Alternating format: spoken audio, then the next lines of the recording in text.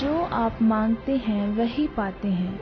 जैसा कि भजन संहिता 103 उसकी 7 आयत में लिखा है, उसने मूसा को अपनी गति और इज़राइलियों पर अपने काम प्रकट किए।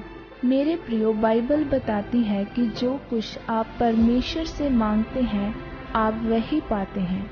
बाइबल में लिखा है कि मूसा हर समय परमेश्वर से यही प्रार्थना करता था कि परमेश्वर मुझे अपनी गति समझा, तेरे दिल में क्या है और तुझे क्या पसंद है, परमेश्वर मुझे समझा।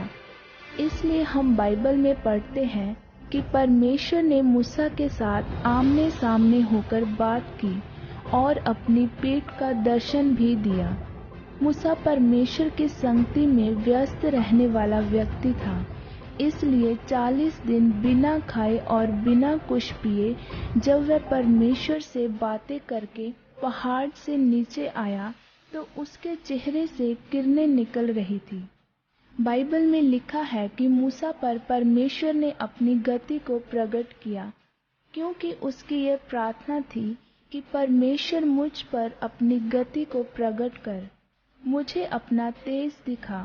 इसलिए मूसा को परमेश्वर ने अपनी सामर्थ दी और वह इस्राएलियों को इतने बड़े और ताकतवर राजा के हाथों से छुड़ाकर लेकर आया, जो कि एक चमत्कार से कम नहीं था। लेकिन दूसरी तरफ इस्राएलियों का ध्यान हर समय इस बात पर रहता था कि परमेश्वर मेरी प्रार्थना कब सुनेगा और कब मेरी प्रार्थना का उत्तर देगा। कभी उनको रोटी की चिंता होती थी, कभी पानी की, तो कभी मीट की चिंता होती थी। वे परमेश्वर पर कुड़कुड़ाते थे। इसलिए परमेश्वर ने इस्राएलियों पर सिर्फ अपने कामों को प्रकट किया और मूसा पर अपनी गति और सामर्थ को प्रकट किया। आज आप कौन सी श्रेणी में आना चाहते हैं? उन लोगों की जो सिर्फ परमेश्वर के कामों को देखना चाहते हैं, या फिर उन लोगों की जो परमेश्वर की गति को देखना और समझना चाहते हैं? जब आप अपने जीवन में चुनौतियों और मुश्किलों से निकलते हैं तो उसका पहला कारण यह होता है कि आप परमेश्वर को समझ सके कि परमेश्वर आपको सभी चुनौतियों से निकालने की सामर्थ्य रखता है। और दूसरा कारण यह होता है कि आप अपने आप को समझ सके कि आप परमेश्वर की नज़रों में क्या है।